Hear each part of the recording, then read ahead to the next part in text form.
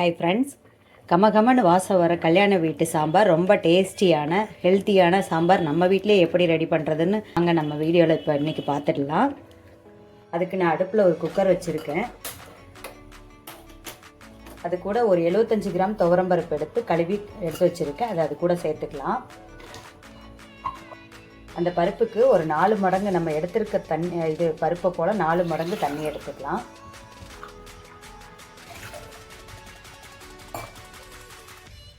அது கூட ஒரு 10 சின்ன வெங்காயம் எடுத்து வச்சுருக்கேன், அதையும் அது கூட சேர்த்துக்கலாம்.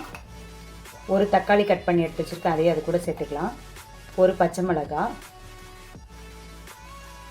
ஒரு 4-5 பல்லு பூண்டு எடுத்து வச்சுருக்கேன், அதையும் அது கூட சேர்த்துக்கலாம். கொஞ்சம் பெருங்காயத்தூள் சேர்த்துக்கோங்க. நீங்கள் எங்கிட்ட தூள் இல்லை, அதனால் நான் கட்டி பெருங்காயம் சேர்த்துக்கிறேன், அதையும் அது கூட சேர்த்துக்கலாம்.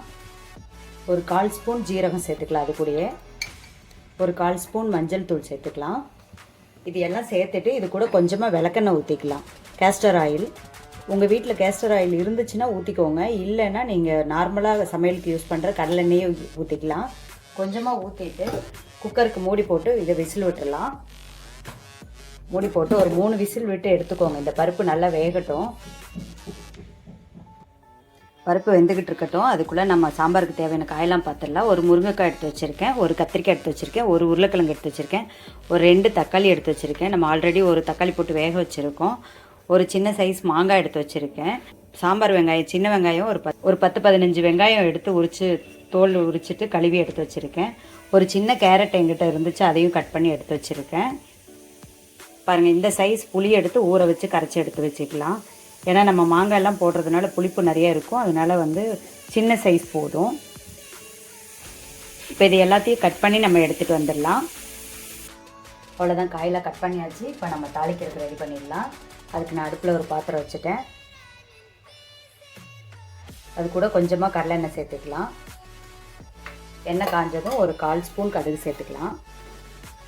ஒரு 1/4 ஸ்பூன் கடுகு சேர்த்துக்கிறேன். இப்போ கடுகு பொரிஞ்சிருச்சு. இப்போ இது கூட 2 வரமிளகாய் சேர்த்துக்கலாம். 2 வரமிளகாய் எடுத்து வச்சுட்டு அதையும் சேர்த்துக்கலாம். ஒரு 2 இனுங்கு கருவேப்பிலை எடுத்து வச்சுட்டு அதையும் அது கூட சேர்த்துக்கலாம். உரிச்சு வச்சுருக்க சின்ன வெங்காயத்தையும் அது கூட சேர்த்துக்கலாம். இது ஒரு பரட்டி விட்டுட்டு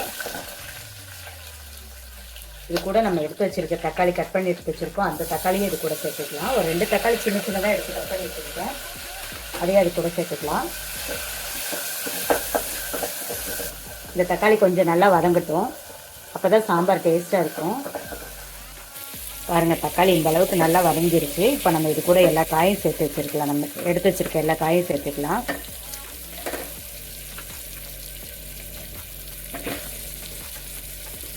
எல்லா காயுமே கட் பண்ணி வச்சுருக்கேன், எல்லாத்தையும் சேர்த்துக்கலாம். அது கூட மாங்காய் கொஞ்சம் சேர்த்துக்கிட்டோன்னா சாம்பார் ரொம்ப டேஸ்ட்டாக இருக்கும். சப்போஸ் உங்கள்கிட்ட மாங்காய் இல்லைன்னா பரவாயில்ல, எங்கிட்ட மாங்காய் இருந்துச்சு, நான் சேர்த்துக்கிட்டேன். எடுத்து வச்சுருக்க கத்திரிக்காயும் இது கூடயே சேர்த்துக்கலாம். இதை நான் இப்போ தான் கட் பண்ணி போடுறேன். முன்னாடியே கட் பண்ணி வச்சோன்னா காரில் அடிச்சு போயிடும், அதனால் நான் இப்போ தான் கட் பண்ணி சேர்த்துருக்கேன்.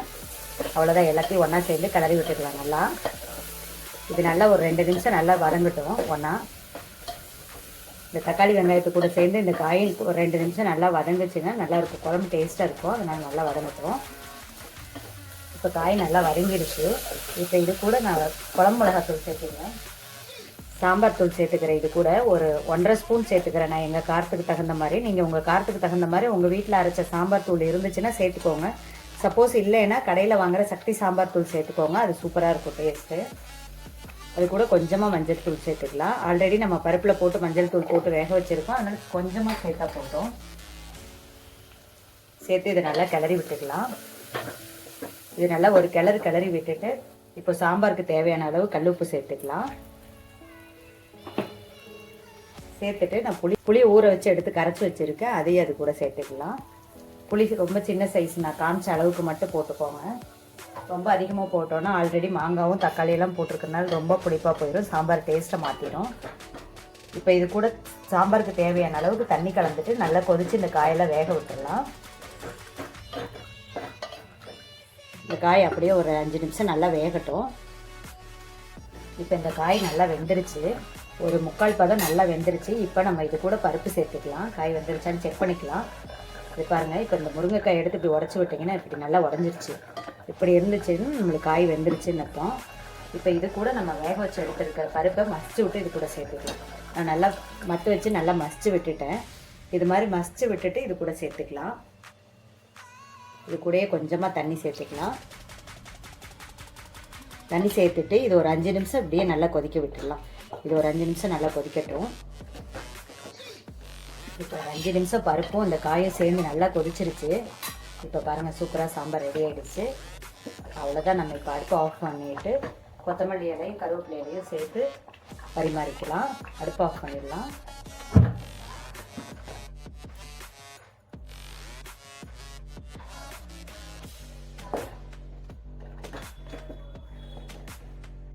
அவ்வளோதான், கல்யாண வீட்டு சாம்பார் சூப்பராக ரெடி ஆகிடுச்சு. நீங்களும் ட்ரை பண்ணி பாருங்கள். ட்ரை பண்ணி பார்த்துட்டு எப்படி இருக்குன்னு கமெண்ட்ஸில் சொல்லுங்கள். தேங்க்ஸ் ஃபார் வாட்சிங்.